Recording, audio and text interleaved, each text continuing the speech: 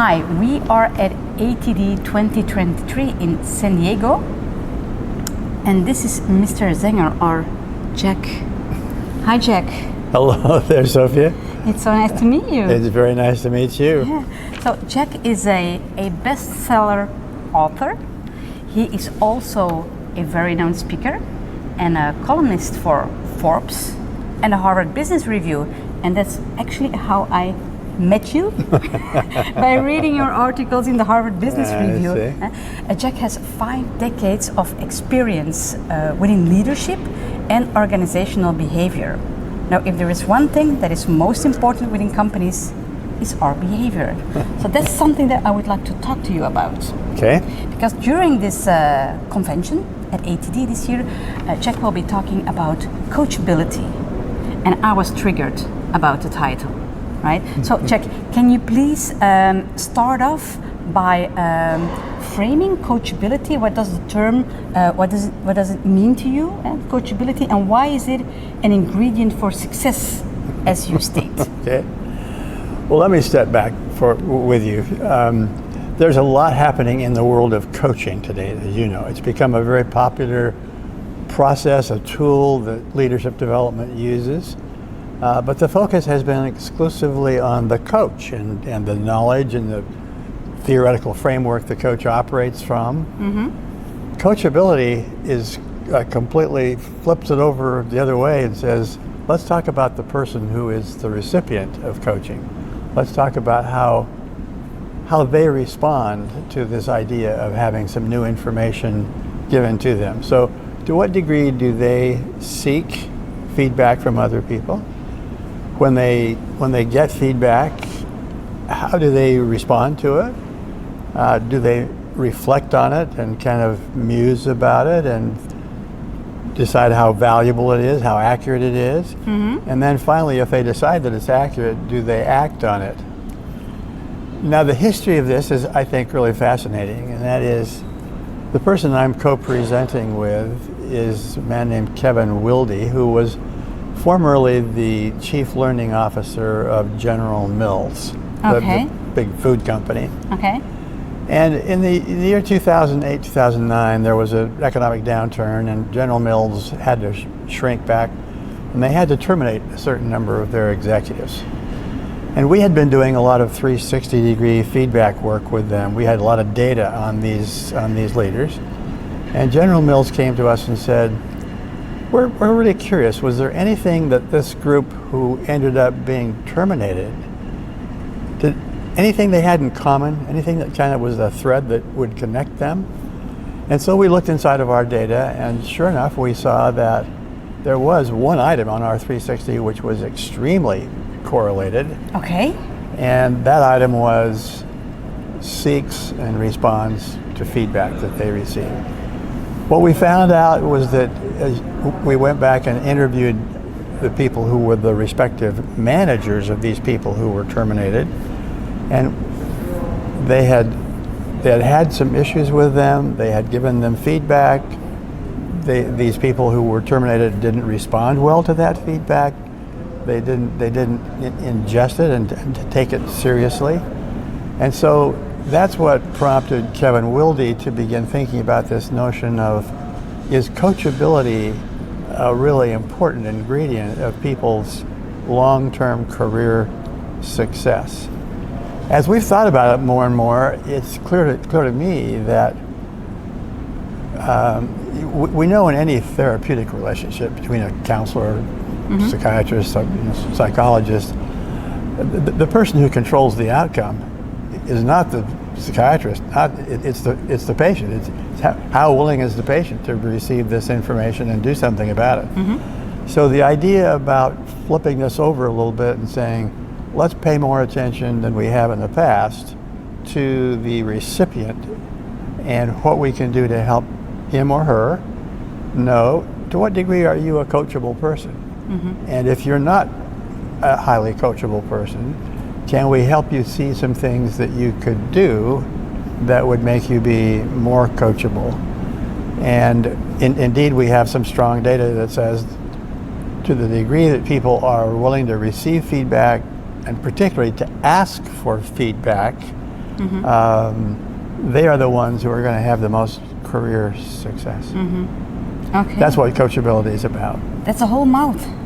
It's a big mouthful because in a funny way it represents some major changes in our thinking.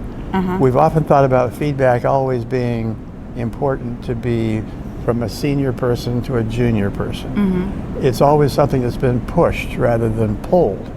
It's always, it's been, so this is a very different mindset. It's a radically different view of how feedback ideally should occur and how it should flow, who's responsible for it, and encouraging people to ask for feedback rather than waiting for it to happen.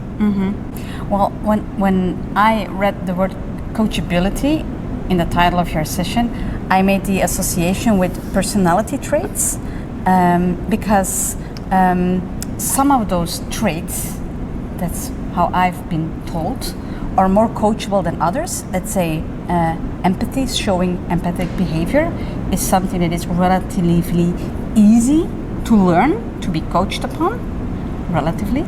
However, a personality trait like integrity, so if someone comes up to me asking me to coach someone on their integrity, that's a hard one, right? So what's your reflection upon that one? Well, I think there's no question that there's some linkage between personality traits and coachability, and there hasn't been, I think, any good research study that's really compared the Big Five or the DISC or other kinds of personality measures. The one thing that really is clear to us about it is this, and that is for me to ask you for some feedback about how I just did in terms of my presentation to the management team or some project that I was responsible for. That requires a certain degree of self-confidence, and so there's a curve. There's a bell-shaped curve of you need to have a little bit of self-confidence in order to ask that question. But if you have an excessive amount of self-confidence that moves over toward arrogance, then you aren't going to ask the question. Exactly. So there's a spot in the middle that's kind of the middle ground between humility and arrogance that is the ideal learning zone, and that's where the person who is empathetic and who can put themselves in the other person's shoes, you would say, yeah, chances are they're a more coachable person. They're more coachable. Okay, so how can we then avoid falling into the trap thinking that everything is coachable? What advice would you give to leaders, leaders but also coaches? What would be your advice to them? Well, the observation we would make for coaches would be that you can spend a lot of time and attention on your skills and the kinds of questions that you ask and the kinds of observations that you make, but you may want to also think about how can I help this person with whom I'm working and hopefully that I'm trying to help. How can you help them see that they're a big driving force in whatever success we have, and that a lot of the responsibility is theirs, and that they need to kind of play a key role in making this happen. And for leaders, I guess I would say it's clear that a leader's role is to personally be an example or a role model of being coachable. I don't know if you heard the morning speaker this morning, Adam Grant, talking about this in terms of his, the most effective leader is the one who is open and almost invites reflection and feedback to him or her. And then if they will set the example, how that can permeate the entire organization. It can completely change the culture. And imagine if you were in an organization where the culture was not, we're going to give you feedback, but that you were going to ask for feedback. And to flip it around, right? Flip it around. Absolutely, yeah. So During this year's edition of ATD, there's lots of buzz on technology, of course. Technology, coaching, is it like a marriage that can work? I think my answer to that would be it's to be decided. To be decided. We don't know yet. There are those who would say that you can have a computer-generated program that can act as a coach and can ask you questions. And there may be a little bit of that, but it's too early to tell whether that's ever going to really become a serious substitute for a truly personal, live human being who's really responding to you and to your questions. Okay, let's stay curious about it, right? Let's Yes, see let's stay curious. what the future brings. We'll stay curious. Last question for you, because I'm also very curious about your experience on the ATD. I don't know if you had time already to walk around yesterday. No, I wasn't here yesterday. Maybe you will have some time today to pop in here and there. Is there anything that you are curious about to visit, or that you are surprised about when you were reading maybe the program? Well, as you well know, there's an enormous amount of buzz about the whole artificial intelligence and what impact it's going to have. And I think we're all kind of, I don't think nervous necessarily, but we're curious about how this is all going to play out. I mean, is this going to be something as important as the internet? I mean, who knows? Who knows? But it clearly is going to be very helpful in many areas. I don't think it's going to do away with thousands and thousands of jobs, in the short run. But that certainly is a topic that is a big buzz right now. So that would be probably the most visible. Absolutely, fully agree. Thank you so much. You're welcome. For this interview, and thank you for watching. You need to do a call. It's an important person. Thank you for watching. Bye.